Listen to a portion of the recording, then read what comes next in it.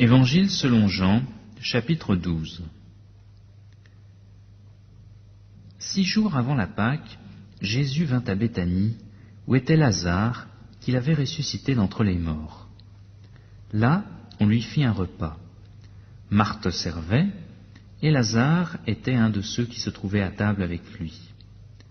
Marie prit une livre d'un parfum de nard pur de grand prix, et en répandit sur les pieds de Jésus, et lui essuya les pieds avec ses cheveux. Et la maison fut remplie de l'odeur du parfum. Un de ses disciples, Judas Iscariote, celui qui devait le livrer, dit alors : « Pourquoi n'a-t-on pas vendu ce parfum, 300 deniers pour les donner aux pauvres ?» Il disait cela, non qu'il se mît en peine des pauvres, mais parce qu'il était voleur, et que, tenant la bourse, il prenait ce qu'on y mettait. Mais Jésus dit : « Laisse-la garder ce parfum pour le jour de ma sépulture.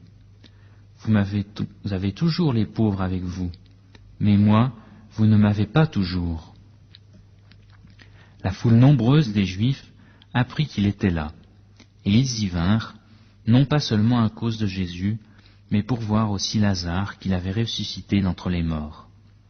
Les principaux sacrificateurs délibérèrent afin de faire mourir aussi Lazare, parce que beaucoup de Juifs s'éloignaient à cause de lui et croyaient en Jésus. Le lendemain, la foule nombreuse de gens venus pour la fête apprit que Jésus se rendait à Jérusalem. Ils prirent des branches de palmier et sortirent à sa rencontre, et ils criaient : « Hosanna, béni soit celui qui vient au nom du Seigneur, le roi d'Israël. » Jésus trouva un ânon et s'assit dessus, selon ce qui est écrit : « Sois sans crainte, fille de Sion, voici, ton roi vient, assis sur le petit d'une ânesse. » Ses disciples ne comprirent pas cela tout d'abord, mais quand Jésus fut glorifié, alors ils se souvinrent que ces choses étaient écrites de lui, et que pour lui, il les avait faites. La foule qui était avec Jésus quand il appela Lazare du tombeau et le ressuscita d'entre les morts lui rendait témoignage. C'est pourquoi la foule vint à sa rencontre, car elle avait appris qu'il avait fait ce miracle. Les pharisiens se dirent donc les uns aux autres : « Vous voyez que vous ne gagnez rien, voici que tout le monde est allé auprès de lui. » Il y avait quelques Grecs parmi les gens qui étaient montés pour adorer pendant la fête. Ils s'approchèrent de Philippe, de Bethsaïda en Galilée, et lui demandèrent : « Seigneur, nous voudrions voir Jésus. » Philippe alla le dire à André, puis André et Philippe allèrent le dire à Jésus. Jésus leur répondit : « L'heure est venue où le Fils de l'homme doit être glorifié. En vérité, je vous le dis, si le grain de blé ne tombe à terre et ne meurt, il reste seul. Mais s'il meurt, il porte beaucoup de fruits. Celui qui aime sa vie la perd, et celui qui a de la haine pour sa vie dans ce monde la conservera pour la vie éternelle. Si quelqu'un me sert, qu'il me suive, et là où je suis, là aussi sera mon serviteur. Si quelqu'un me sert, le Père l'honorera. Maintenant, mon âme est troublée. Et que dirai-je ? Père, sauve-moi de cette heure. Mais c'est pour cela que je suis venu jusqu'à cette heure. Père, glorifie ton nom. » Une voix vint alors du ciel. Je l'ai glorifié et je le glorifierai de nouveau. La foule qui se tenait là et qui avait entendu disait que c'était le tonnerre. D'autres disaient : un ange lui a parlé. Jésus reprit la parole.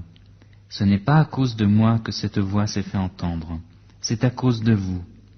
Maintenant c'est le jugement de ce monde. Maintenant le prince de ce monde sera jeté dehors.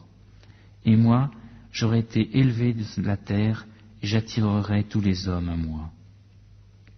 Il disait cela pour indiquer de quelle mort il devait mourir. La foule lui répondit : « Nous avons appris par la loi que le Christ demeure éternellement. Comment donc, dis-tu, il faut que le Fils de l'homme soit élevé ? Qui est ce Fils de l'homme » Jésus leur dit : « La lumière est encore pour peu de temps parmi vous. marchez pendant que vous avez la lumière, afin que les ténèbres ne vous surprennent pas. Celui qui marche dans les ténèbres ne sait pas où il va. Pendant que vous avez la lumière, croyez en la lumière, afin que vous deveniez ces enfants de lumière. » Jésus dit cela, puis il s'en alla et se cacha loin d'eux. Malgré tant de miracles qu'il avait faits devant eux, ils ne croyaient pas en lui, afin que soit accomplie la parole dite par le prophète Isaïe. « Seigneur, qui a cru à ce que nous avons fait entendre? Et à qui le bras du Seigneur a-t-il été révélé? » Aussi, ne pouvaient-ils croire parce que Isaïe a dit encore « Il a aveuglé leurs yeux et endurci leur cœur, de peur qu'ils ne voient des yeux, qu'ils ne comprennent du cœur, qu'ils ne se convertissent et que je ne les guérisse. » C'est ce que dit Isaïe lorsqu'il vit sa gloire et qu'il parla de lui. Cependant, même parmi les chefs, plusieurs crurent en lui. Mais à cause des pharisiens, ils ne le confessaient pas pour ne pas être exclus de la synagogue, car ils aimaient la gloire des hommes plus que la gloire de Dieu.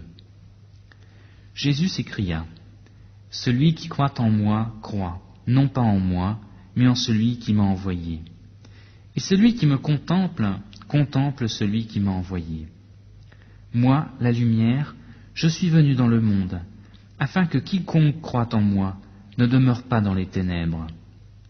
Si quelqu'un entend mes paroles et ne les garde pas, ce n'est pas moi qui le juge, car je suis venu non pour juger le monde, mais pour sauver le monde. Celui qui me rejette et qui ne me reçoit pas mes paroles a son juge. La parole que j'ai prononcée, c'est elle qui le jugera au dernier jour. Car mes paroles ne viennent pas de moi, mais le Père qui m'a envoyé m'a commandé lui-même ce que je dois dire et ce dont je dois parler. Et je sais que son commandement est la vie éternelle. Ainsi, ce dont je parle, j'en parle comme le Père me l'a dit.